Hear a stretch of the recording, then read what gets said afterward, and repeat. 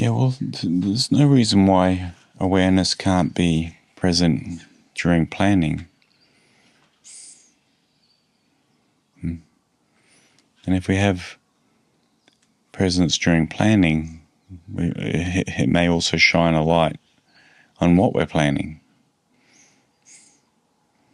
So awareness is with you, or you're present while you're going through the process of doing something that's future. You know, we all got dressed for Satsang today. It was for a future event, wasn't it? So we can have all our attention on the future and worrying about it, or we could be just getting dressed. Be present with the clothes. And so we know this is coming up. We're getting dressed now. We know this is coming up. We're having a shower. And it's just now. It is not, oh gosh, I hope this satsang goes well and I don't make a mistake, or I get some things, or I wake up and blah, blah, blah, blah. It's just awareness here now.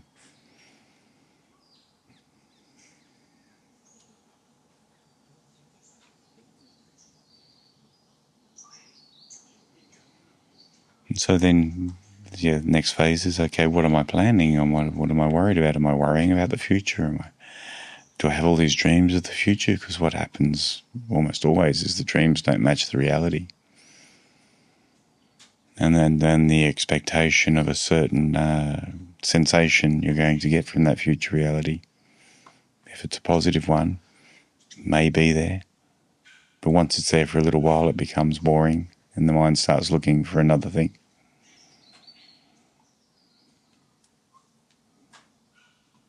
Or there's a bunch of other things that came with it you weren't expecting that shade the dream.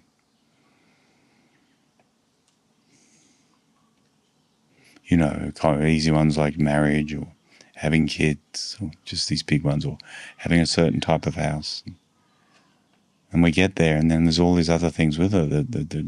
It's not what the dream told us it was going to be.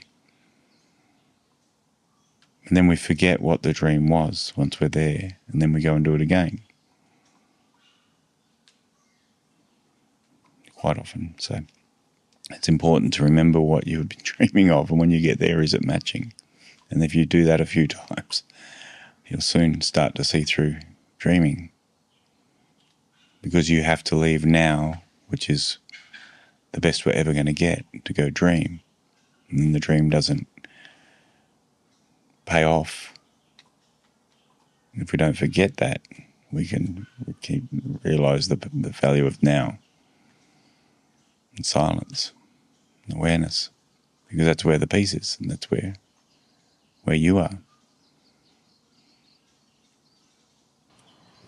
You might even have spiritual parents that are very much into spirituality, but secretly they still want you to be successful, perhaps, you know.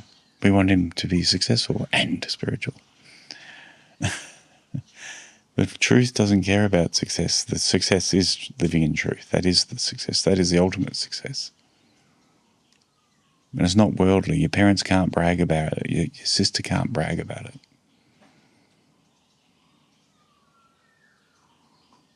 Because it's inward and it cannot be seen on the outside.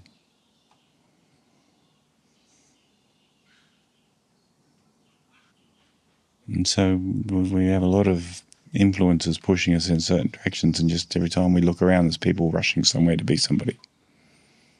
And we leave our house and we're in that stream of going somewhere. Somebody going somewhere. And so we get sucked into that flow of energy. We have to be aware of it, stay present.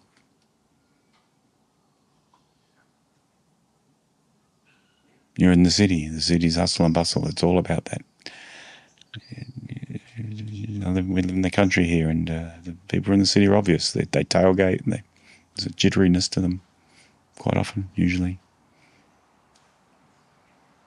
They're in a hurry. Go, go, go.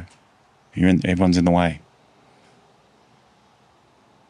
They're walking at double speed to the bakery to get something to eat, and they've got nothing to do after that. and they're bored. I'm exaggerating it out, but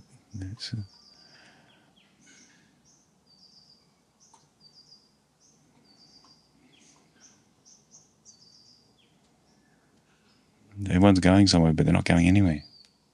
But for that to stop is a tragedy. Then everything comes up. All the pain comes up. All the I is confronted. So it has to keep moving, keep moving, keep moving. Keep building. Keep going somewhere. And only death stops these people. So there's those that are aware of death and those who are unaware of death. And the aware of death live very differently. They want to see.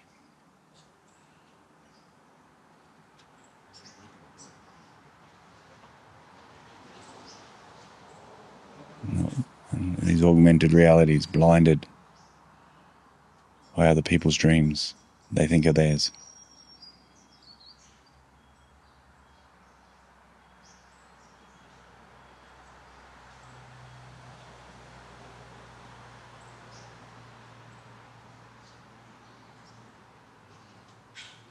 Your partner's dreams, your parents' dreams, your society's dreams, the earth dream.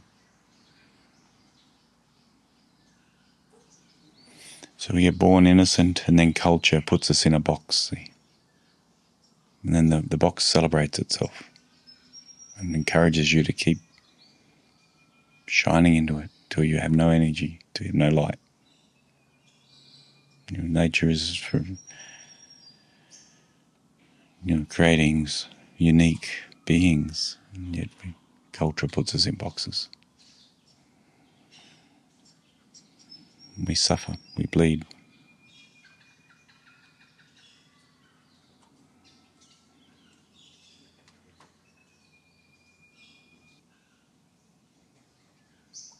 Culture and society, culture is the mind of man.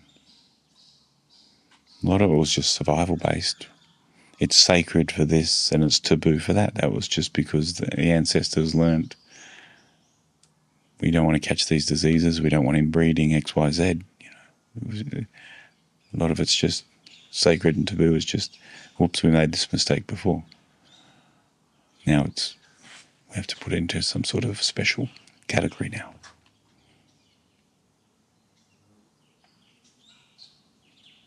So it gets remembered. And we'll dance for it, and we'll do this for it, and we'll festival it and celebrate it. And then we'll even celebrate Shiva, and then Shiva's over there, and Hanuman's over there, and Jesus is over there, and I'm begging them.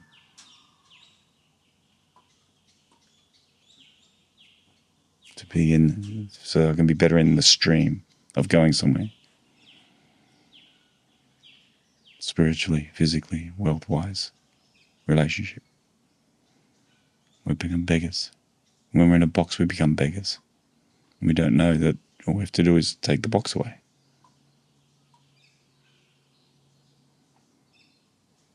But when Shiva's in the box, Jesus is in the box,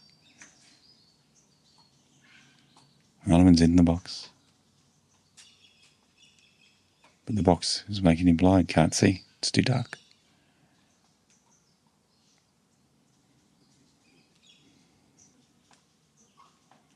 So future is one of the panels of that box, yeah. One of the, well, maybe 2 or 3 of the panels.